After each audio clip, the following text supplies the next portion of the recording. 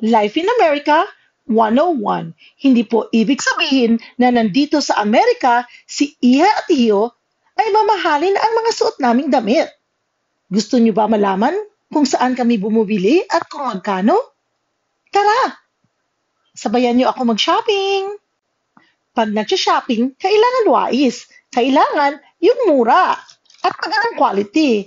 Ito siya, Vans t-shirt na kung bibili ka sa Vans, $30 yan. Pero nabili ko siya for $3 only. Ito siya, long sleeve na $29.99. Pero nabili ko siya ng $4 only. Ito naman, Kenneth Cole for exercise. Nabili ko siya ng $1 only. Ito siya, makapal din na siya na t-shirt, tag $24. Pero, nabili ko siya for $2 only. Yan, Levi's. Magkano ba yan? Hindi ko alam kung magkano ang Levi's. Siyempre, mahal ang Levi's. Pero, ito, nabili ko siya for $4. Diba? $69.50 siya. Ayan. Pero, nabili ko siya for $4 only. Corduroy siya. Diba?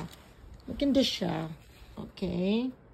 Yan. Ito naman, dress siya na Vince Camuto. Nabili ko siya ng $7 only. Ito, another long sleeve. I bought it for $3 only. O, diba? At ito, sino pa bang ayaw?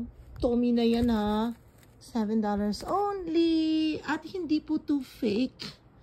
Okay? It's not fake. Ayan, Nautica.